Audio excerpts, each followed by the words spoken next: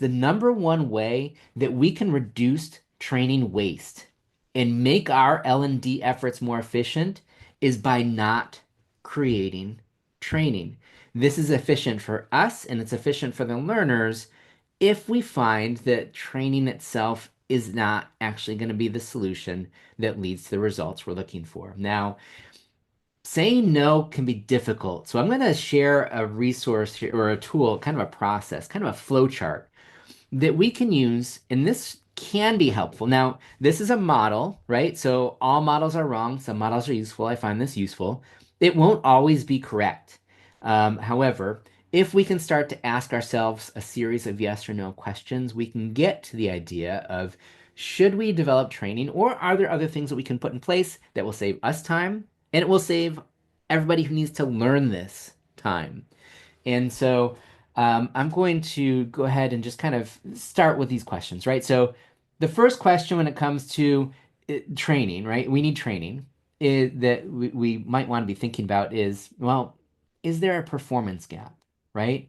So this is a lot of times when it comes to training, training's about skill building and engaging people in performance. Now, that's not always the case, right? So sometimes people will want training as some sort of team building activity, or sometimes we might need to put together a training because we can send out an email that has the information, but nobody's going to read it. So we need people to do it, right? So there's lots of reasons why we do training beyond skill building, but if we want to be really efficient, these are some questions we should be asking ourselves. So, is there a performance gap? And if the answer is no, then the fact is that there's no training that's needed, right? So job aids could be helpful as reminders or awareness tools. So that's one thing to think about. But if the answer is yes, right? So if there's a performance gap, then we need to ask, well, is the performance gap due to a lack of knowledge or skill?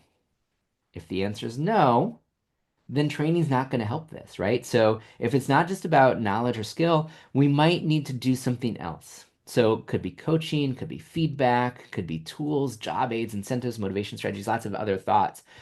Training is not the be all and end all. And this is where we in the training field can get ourselves in trouble. When we say yes to because somebody has asked for training without asking a lot of other questions, training might not solve the problem. So if we create something and the problem still exists, then we're going to be blamed. And so making sure that we're taking a look at some of these things with a critical eye can be really, really helpful.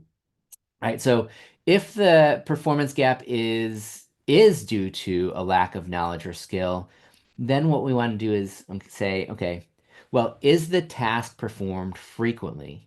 Right. So is it something that somebody needs to do a lot? And if the answer is yes, you probably want training there, right? So we want this is about skill or knowledge, and they need to do this a lot. So we probably do want training in that case. Now, here's the thing.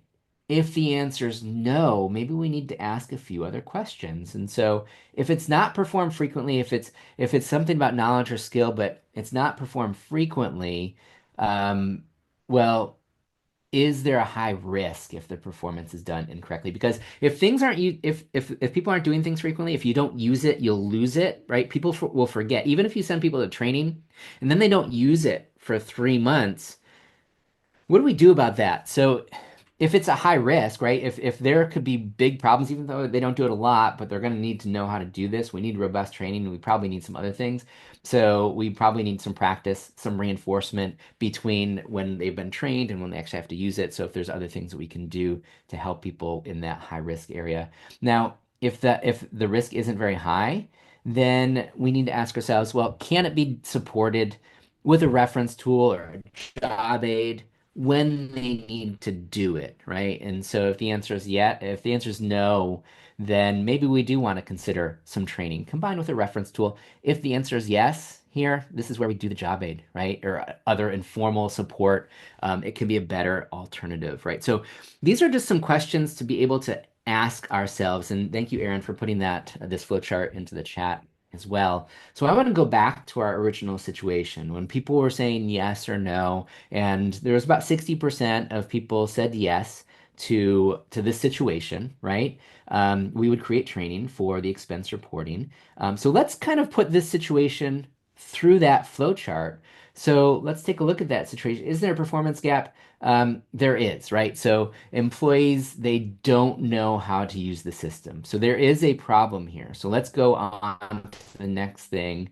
And the next question is, well, is the performance gap due to a lack of skill or knowledge? The answer is yes. It is a new system, new process with new steps. It's looking good. Maybe we do need training here.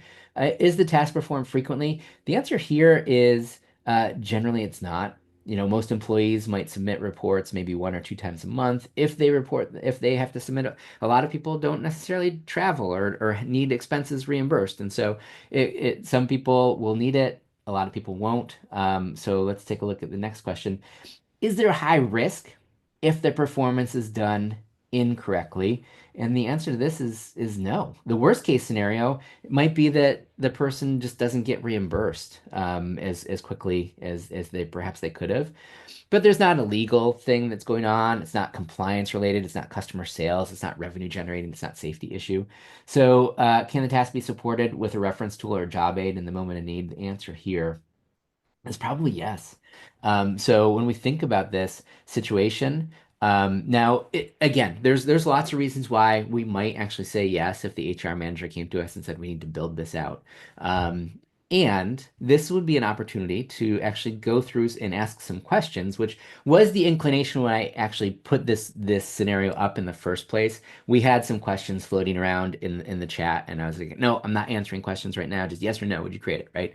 But here, as we start to think through some of these questions, this could be an opportunity where we don't need to take our time and resources and create training, and other people don't need to sit through an e-learning course or an instructor-led training on how to submit expense reports. And so this would be an area where we could make it more efficient. And so this tool, this series of questions, I think could be really, really helpful in getting us to be a little bit more comfortable in saying, if it's not outright no, then it's let's think about this for a second before we actually commit the resources to not just creating this, but also people sitting through and doing this training.